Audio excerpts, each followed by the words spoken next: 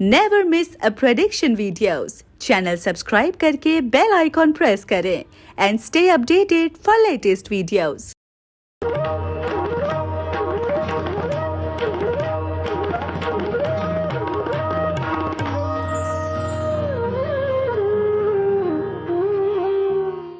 नमस्कार, मैं हूं पंडित राजकुमार शर्मा और आप देख रहे हैं राजमंत्र।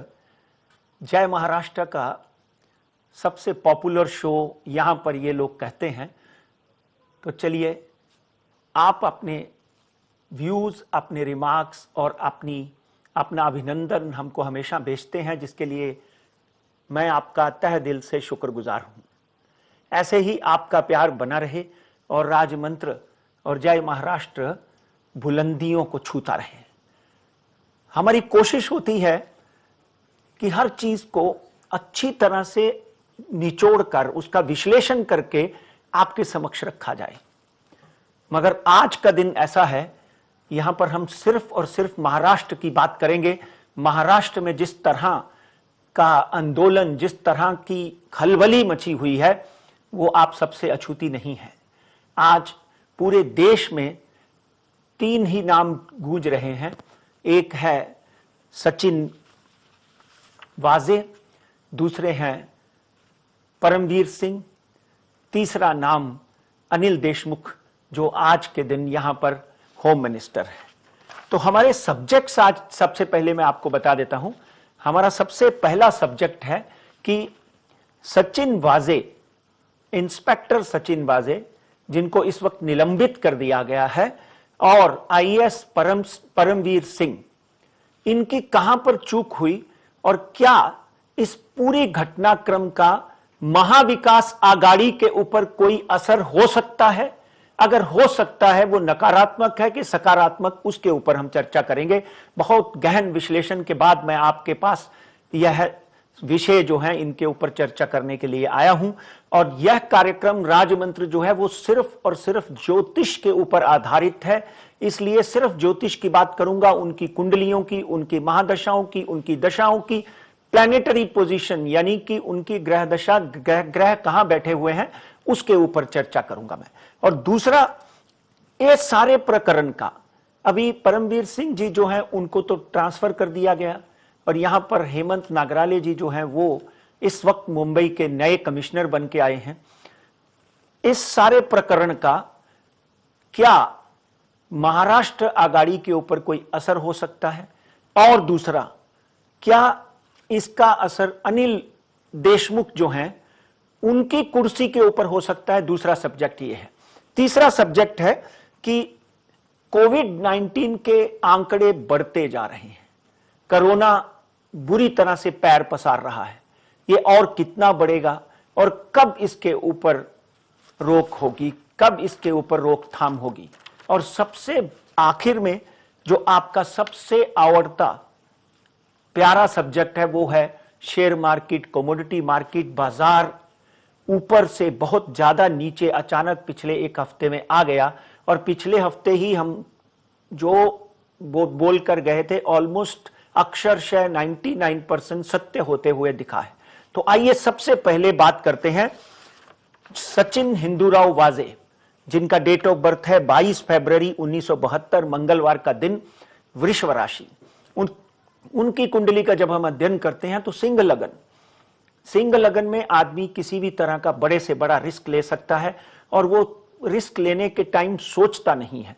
आप उनके जीवन को 2002 से लेकर अब तक अगर आप देखेंगे तो कहीं ना कहीं सचिन वाजे जो हैं वो किसी ना किसी तरह इतने बड़े बड़े ओवर कॉन्फिडेंस में रिस्क लेते रहे, जिसके कारण उनको आज ये खामियाजा भुगतना पड़ा। आज के दिन उनकी कुंडली का जब हम अध्ययन करते हैं तो वृषभ राशि, रोहिणी नक्षत्र और सूर्य और शनि इकट्ठे उनकी एक ऐसे घर में बैठे हुए हैं जहां पर उनको ये तकलीफ आती हुई दिखाई देती है।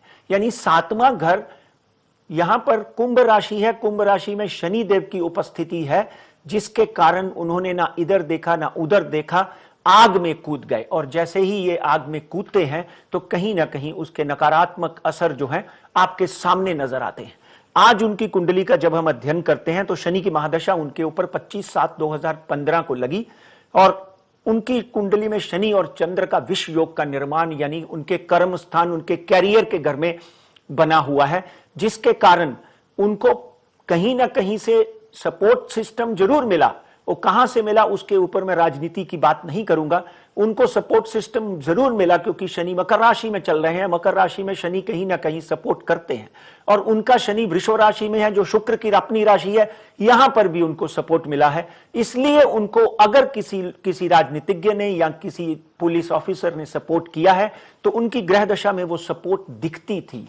मगर 12 मार्च 2021 के बाद उनकी कुंडली में एक ऐसा विष योग का निर्माण हुआ जिससे वो किसी न किसी गलती में और अपने ही किसी न किसी एक्टिविटी में फंसते गए और आगे आने वाले दिनों में शनि में बुध 6/4/2021 तक उनकी मुसीबतें और बढ़ सकती हैं और पॉसिबल है कि अगले आने वाले दिनों में जब केतु की अंतर्दशा शनि में उनकी लगे 16/5/2022 तक उनकी मुसीबतें और बढ़े और उनको कहीं ना कहीं कारावास यानी जेल में काफी दिन तक रहना पड़े और भी उनको मुकदमे उनके ऊपर हो सकते हैं। यहां तक कि एंटी नेशनल मुकदमा भी उनके ऊपर हो सकता है। कहीं ना कहीं उनकी सामाजिक प्रतिष्ठा पूरी की पूरी कुंडली के हिसाब से आग पर आई हुई है। उनको बहुत ही ध्यान रखना चाहिए था, मगर कहीं ना कहीं कहते हैं ना, भाग्य जायते सर्वदा न पुरुषुम न कौशलम,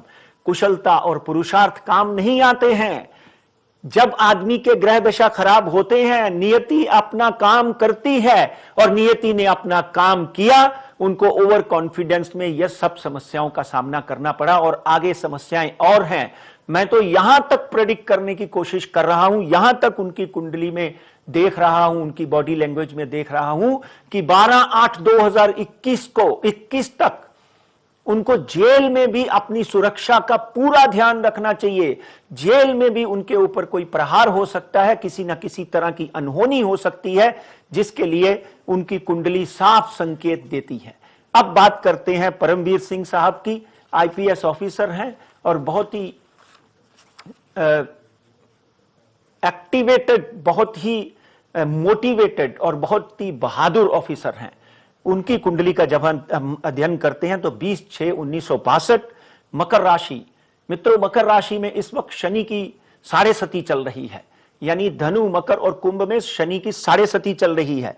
15/11/2016 से उनकी कुंडली में शनिदेव पधारे, यानी उनकी कुंडली में शनि की महादशा लगी हुई है, उसमें बुध की अंतरदशा लगी हुई है, उसके बाद में उनकी बुध के बाद केतु की अंतरदशा। कहीं ना कहीं अगर हम परमवीर सिंह की कुंडली का अध्ययन करते हैं तो कहीं ना कहीं इनके ऊपर भी कोई ना कोई और आरोप आ सकते हैं। डेफिनेटली एक बात पक्की है, आज वो 58 के हो गए हैं, थोड़े ही 1-1.5 साल में वो रिटायर हो जाएंगे, मगर कुछ ना कुछ ऐसी समस्याएं या सवाल जवाब उनके ऊपर भी खड़े हो सकते हैं जिससे उनको इमीडिएटली एक कष्ट निवारण और नवग्रह पूजा करवा लेनी चाहिए।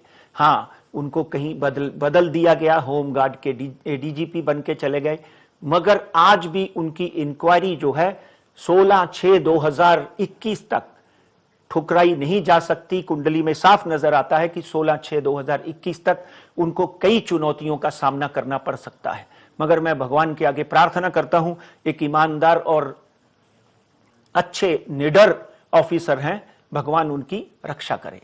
अब उद्धव ठाकरे और एनसीपी के सबसे बड़े दिग्गज नेता शरद पवार साहब की कुंडली का अध्ययन करते हैं। जब हम उद्धव ठाकरे साहब की कुंडली का अध्ययन करते हैं, गुरु की महादशा उनकी 2005 से शुरू हुई जो कि 12/10/2021 तक चलेगी, और शरद पवार साहब की कुंडली का अध्ययन करें तो शरद पवार साहब की कुंडली में 12/12/1940 बारामती में उनका जन्म हुआ, मेष राशि है। कहीं ना कहीं इनकी कुंडली का जब हम अध्ययन करते हैं तो बुध की महादशा चल रही है, बुध उनका बहुत ही मजबूत और वेरी वेल प्लेस्ड है, इसलिए बुध उनका अच्छा होने की वजह से उन्होंने आगाड़ी सरकार का निर्माण किया और उसको सफलतापूर्वक अब तक चलाते आ रहे हैं। चाहे कितनी भी वॉलेटिलिटी हुई हो, कितने भी प्रश्न चिन्ह आगाड़ी सरकार पर आए हो, मगर शरद पवार साहब जो हैं उनकी बुद्धिमत्ता, चाणक्य नीति, कौटिल्य नीति से वो सरकार को आज तक एक पुख्तगी प्रदान करते आए हैं। उद्धव साहब की कुंडली का अध्ययन करते हैं तो 12/10/2005 से लेकर 12/10/2021 तक शनि की उनकी कुंडली में गुरु की महादशा चल रही है। मगर यहां पर गुरु और शनि, समझने की बात यह है कि गुरु और शनि जो है वो इस वक्त इकट्ठे बैठे हुए हैं। उनकी कुंडली में गुरु की महादशा है और गुरु शनि के साथ में, जिसमें गुरु नीच हो जाता है। सबसे पहले तो मैं उनसे एक ही निवेदन करूंगा कि उनको अपनी सेहत का विशेष ध्यान रखना चाहिए, विशेषतर अप्रैल में। और इस सरकार के ऊपर इसका असर क्या होगा, आपको मेरी एक वीडियो जो मैंने जुलाई में प्रेडिक्ट किया था कि अगर सितंबर निकल जाता है तो डेफिनेटली यह सरकार जो है वो अप्रैल तक आराम से चलेगी। यानी अप्रैल 2021, 4/4/2021 तक कहीं ना कहीं इस सरकार के ऊपर और मुसीबतें खड़ी हो सकती हैं। और 4/4/2021 से लेकर 4/4/2008 तक डेफिनेटली इस सरकार में अस्थिरता इतनी जोर से बन सकती है कि अब गई और कब गई। इसलिए अब सचिन वाजे, अनिल देशमुख और परमवीर सिंह, इन तीनों की अगर हम बात करते हैं तो डेफिनेटली ये जो प्रकरण एंटीलिया कांड जो हुआ है और जिस तरह की फुटेज आज आप अलग अलग चैनलों के ऊपर देखते हैं, उसका डेफिनेटली असर देखिए। ये काम में किसने सपोर्ट की, आई डोंट थिंक किसी भी नेता का इसमें कोई बहुत बड़ा हाथ है। ये कहीं ना कहीं एकमात्र आदमी सचिन वाजे जो हैं, जिनकी मूर्खता समझ लीजिए या जिनकी ओवर कॉन्फिडेंस समझ लीजिए, उन्होंने अगर ये चाल चली है तो ओवर कॉन्फिडेंस में वो पकड़े जा चुके हैं। मगर सरकार के ऊपर डेफिनेटली जो लोग, आप देखिए, पुत्र अगर कोई गलती करता है तो पिता के ऊपर उसकी उंगली उठती है। तो आज सरकार के ऊपर और पुलिस डिपार्टमेंट के ऊपर डेफिनेटली ये उंगली उठ रही है। इसलिए अप्रैल, मई, जून, जुलाई, अगस्त, ये 3 महीने बहुत ही डावाडोल हो सकते हैं।